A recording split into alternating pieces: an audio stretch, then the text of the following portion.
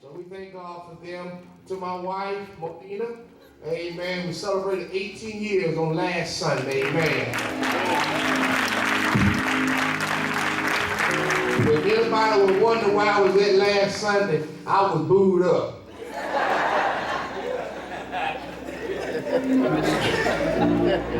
Amen. Ain't nobody mad but the devil, amen. Job chapter 2. Job chapter 2.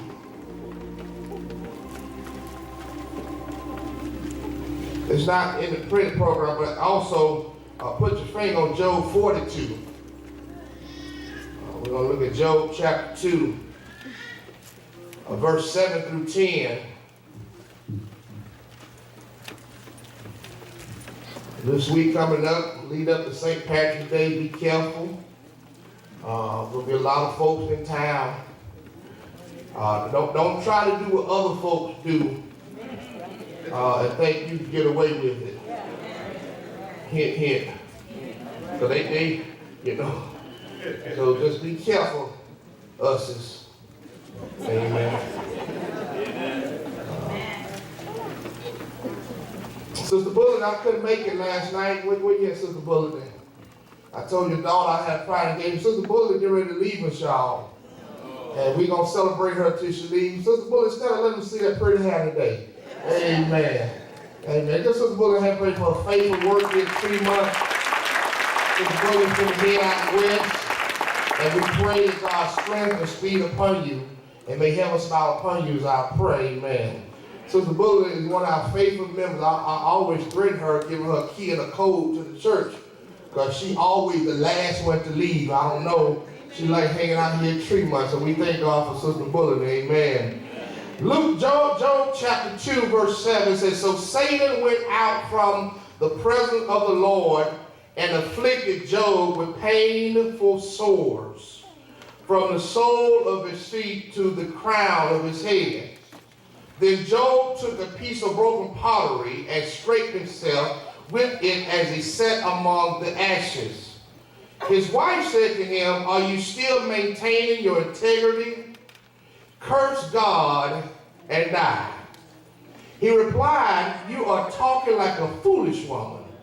Shall we accept good from God and not trouble? And all this Job did not sin in what he said.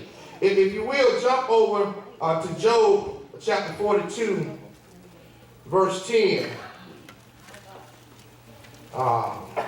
Just turn over there all the way to the end, right before Psalms. This we got to look at. I'm going to deal with Sister Job. But as I was dealing with Sister Job, God said, tell him the outlook may not be the outcome. Because you look at chapter 2, it says one thing. But here in chapter 42, it's in verse 10, it says, and the Lord turned the captivity of Job when he prayed for his friends. Also, the Lord gave Job twice as much as he had before. And if I had to preach at an evening service, I'd preach the same thing and say, he'll give you double for your trouble. But I just want to talk about Sister Job this morning. For years, Deacon Jinx, people have always ridiculed Sister Job for this statement.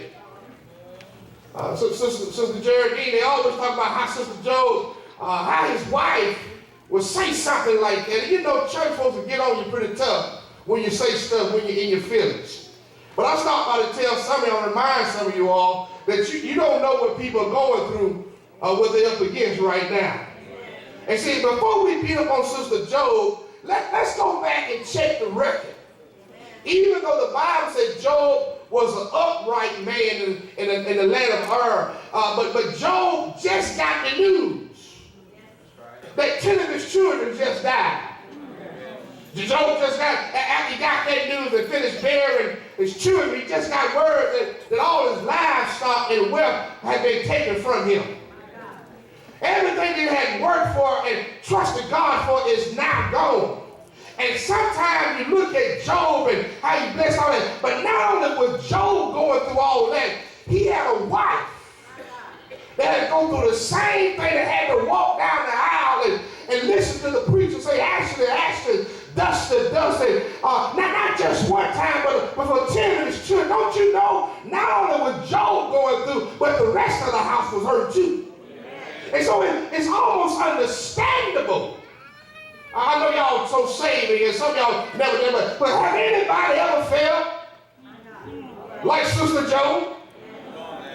Have anybody ever been through so much you just want to say, God, where are you now when I need you the most? I just got laid off, and now I got bills I forgot I even had.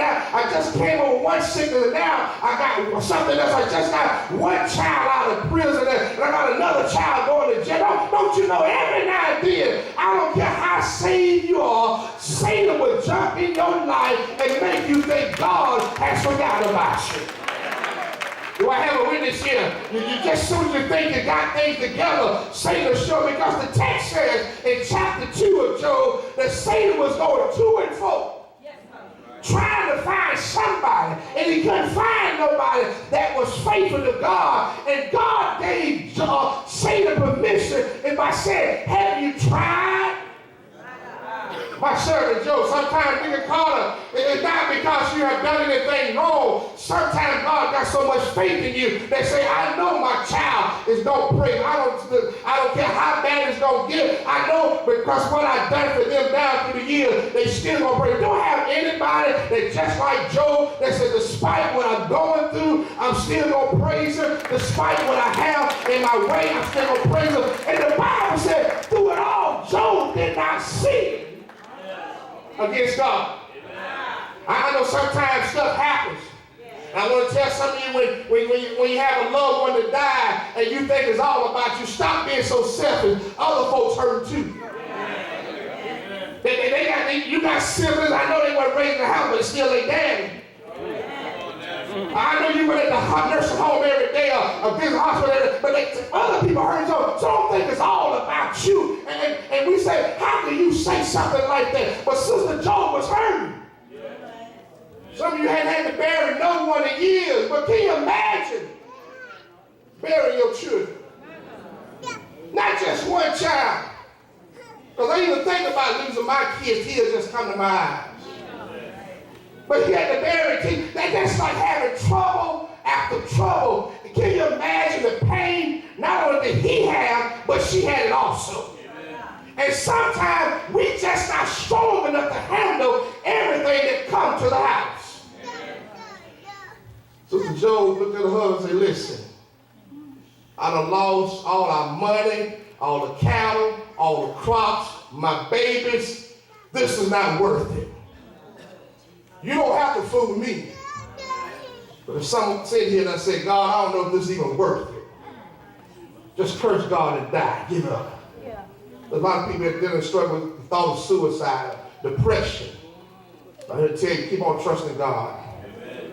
It may not work out today, but God has a way of turning that thing around. Well, you may be in your chapter 2 right now, but keep on living. Chapter 42 is on the way.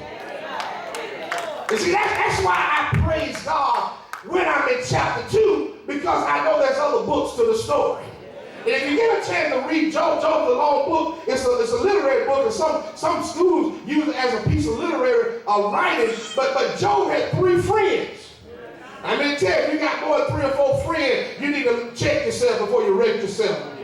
Because if you ever get mad with those friends, that personal stuff that you told them become ammunition. That's why y'all stay with friends, not because you like them now, because you don't want them to tell your stuff. So you just call every night and say, girl, I'm just checking on you. Job had 3 friends, and his friends said, listen, you can't be that faithful and all this stuff happening to you. That's when people look at your life and see trouble happening, and they assume something you've done wrong. They assume you've done something wrong. I stop by to tell you, because trouble is happening in your life does not mean you're outside of the will of God. Sometimes God has no faith in your relationship with him because he don't trust you to praise him when others give up and cry. In other words, you should find it a blessing and count it worthy to go through some storms. Because everybody can't handle the the storm. Everybody can't handle the cancer. Everybody can't handle the tuberculosis. Everybody can't handle your child being in trouble. Everybody can't handle being left all alone. But you went through it all, and you still gotta pray. Do I have anybody in the building say, I still gotta pray? I've been through storm, I've been through rain, but I still gonna trust God. I think Job was one said, though he slay me, yet will I trust him. You gotta understand as believers that God is behind everything that you're going through. Whether it's good or bad, God is still in control. And sometimes our emotions take the best of us. Get the best of us. And I'm going to highlight 3 lessons that we learned from Sister Job before we get to chapter 42 that I want to bring out to you when your emotions kick in, because that's what happens. Your emotions take over your spiritual man, and 3 things can happen. First of all, don't allow your emotion to dictate your speech and words. Because when you're going through storms and rain, your emotions take over, and you can say some stuff that you can't take back. When you're upset, when you're mad, you say some stuff that you really don't mean. But you know it's your greatest defense. I never liked your mother anyway. It depends on who you say it to. You say it to one of the mama boys, you got a long night. You can't, it's like toothpaste. Once it's out, you can't put it back in. And then later on you say, I was just upset. Don't allow your emotions to get so mad on the job that you go up there and tell the boss, I quit. Then you get to the mailbox at the house, and Georgia Power bill still sitting there. The more you don't allow your emotion to say so, don't go to the office and cuss folks out. Lose your character. Because if you're not careful, your emotion will make you say things that you really don't mean and you can't take back. Sister Job, her emotion was so high. I understand Sister Job because she lost her children, lost her welfare, her family, everything's gone. And she just said, why won't you just curse God? And we beat Sister Job up for that statement. Amen. But you got to imagine what she was going through. Maybe she could have said it a different way. But at that moment, she said it and she couldn't take it back. So we learned this lesson today. First lesson, don't allow your emotions to dictate your words and your speech. There were a lot of good people said the wrong thing because of what they was going through at that time. Can I get a witness here? Now, number 2, not only should we not allow our emotions to dictate our words and speech, but you cannot allow our emotion to dictate our actions.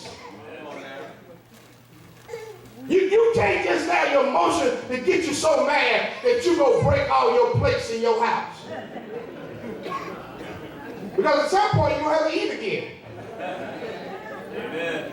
What you look like busting out the windows of the car y'all share? People do stuff when they're mad. Anybody done some stuff that you were mad you done? Amen. And somebody said, ooh, Jesus. They thought about 30 things they done done. Amen. You so mad, you so upset, your emotion got you doing things that's really not you. Amen. And people say, I can't believe you've done that. And you say to yourself, I can't believe it either. If you're not careful and you're not walking with God like you should be, your emotion will get you to the place where you do things that really does not represent God and does not represent who you are. Cannot allow emotion to dictate your action. A lot of kids, young people, old people get upset. They gonna get a gun and shoot somebody. At that moment, you upset. But after you pull the trigger, you have taken a life. Listen, young people, it's not like a PlayStation game. You can't get 3 lives and start over. You can't shoot somebody and say, let's restart the game. When you pull that trigger, that shit game over. And a lot of people talking about, when you change gun laws and all this stuff, the laws have always been in place, but we also need to look at these video games like kids play. Most times the young people shoot somebody in the street, that's their first time pulling the trigger. But they play these games, they shoot, they kill, that's what they talk. If you're not careful, they think that's reality.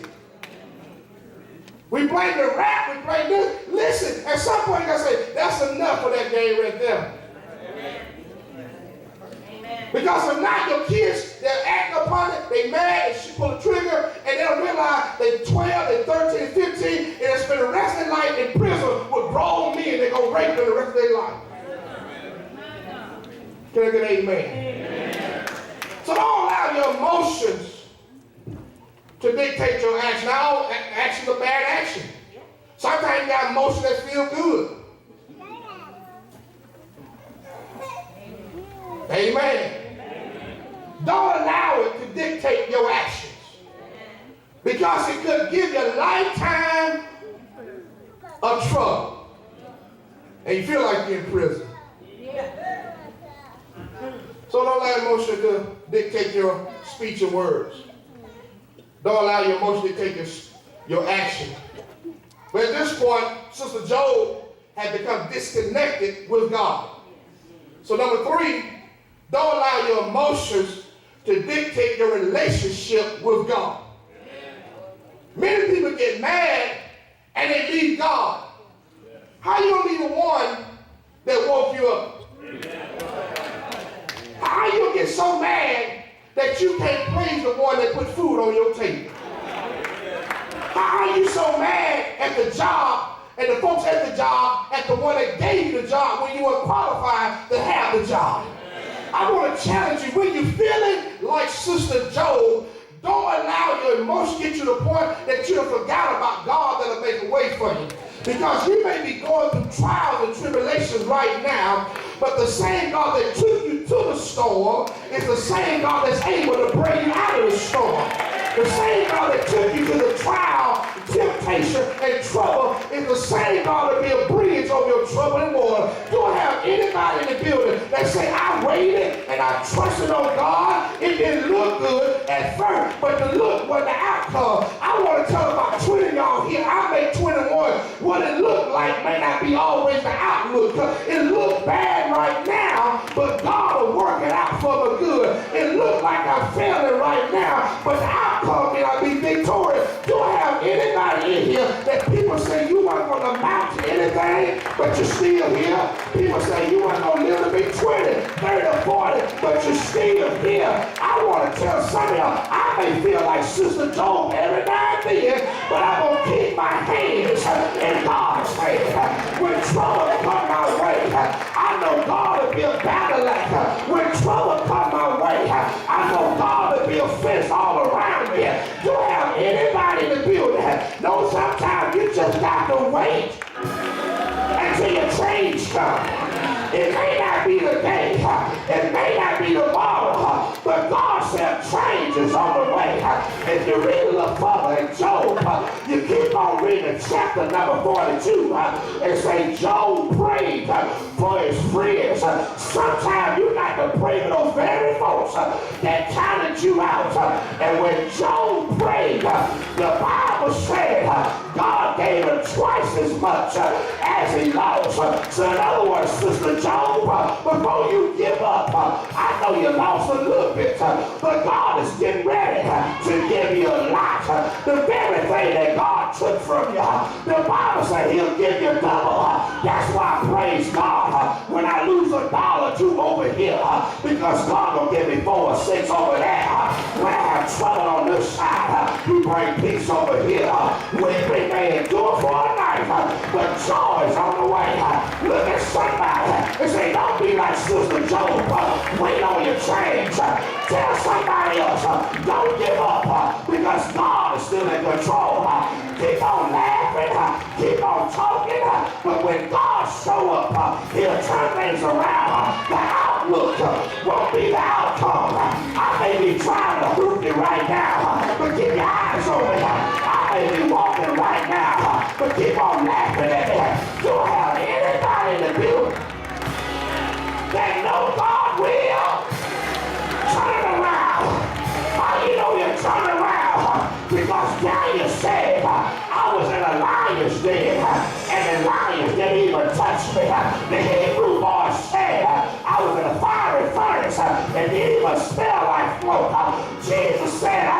the grave, and 3 days later, I got up with all power in my hands.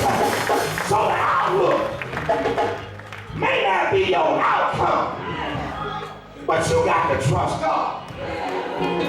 So when you start feeling like Sister Job, and say, God, I done had enough. Just hang on there a little bit longer.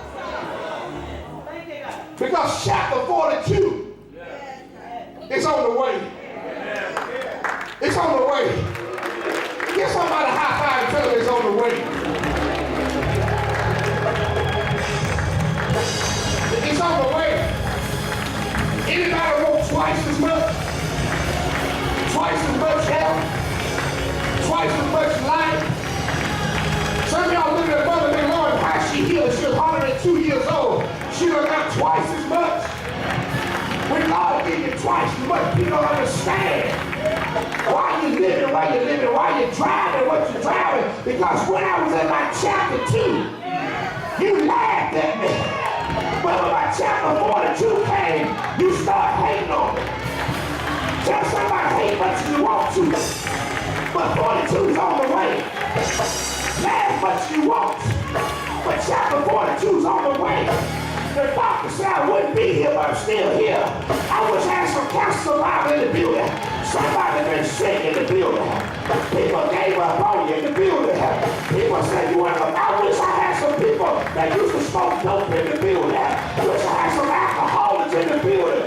Some people used to smoke 2 or 3 packs of cigarettes in the building, and you're still here. Chapter 42 got your name on it. The outlook is not my outcome. So keep on saying you're trapped, but when you set one trap, I hate to say it like they used to say, but you gotta set 2. Because the trap you set for me might just be for you. I may get caught on the snap, but look out, baby. I got somebody to fight my battle. He sits high and he looks low. He's never late. He's always on time. He never lost the case. Never lost the patient. Oh, I'm not talking about over in Memorial. I'm not talking about in St. Joseph. But his name is Jesus. If you call him in the morning, he'll answer. If you call him in the noonday, he'll answer. Call him in the midst of your arguments, he'll answer. Have anybody ever tried?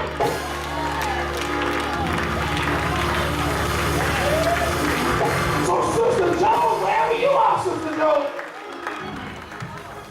the outlook is not your outcome. Everybody in here have a rough road every now and then. But don't give up on God. Job did not sin. And see, Brother Bellis, I realized if Satan can't get you one way, he get what's closest to you. If he can't get you, he'll show jump in your children. If he can't get your children, he'll jump in your spouse. God has a way of getting to you. He can talk about you all day long, but some of y'all got some babies. You best believe you tell Egypt, you better try to say something about your baby.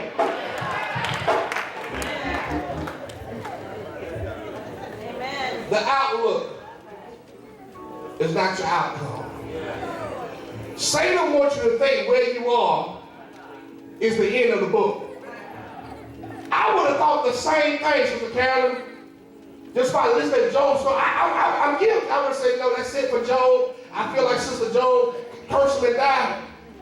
But Sister Nisa, he hung in there.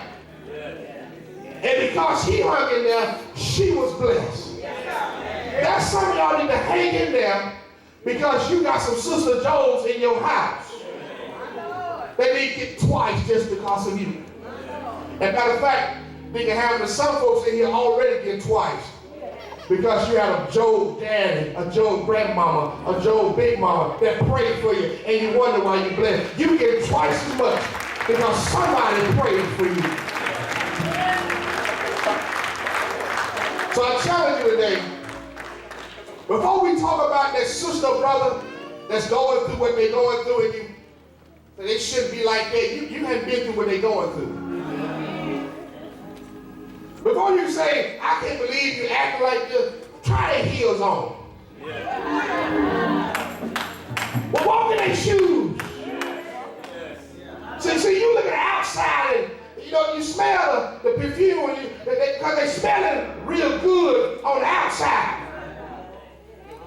They don't know that dress they got on, they just went pick up their Goodwill on yesterday. Dusted off and starched it up and got some more piece of jewelry and look good. You think they got it going. You don't know what people are going through.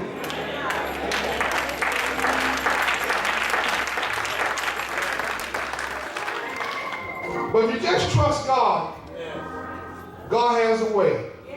I said in chapter 42, verse 10, to your address. Give God a hand praise. We stand all over together.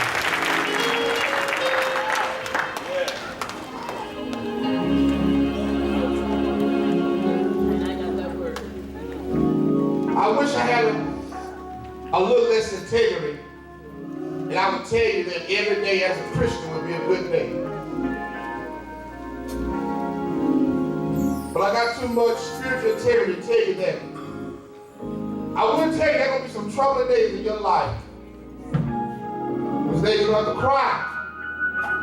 There will be times you're going to feel like throwing the towel and quitting. There will be some time your spouse will embarrass you.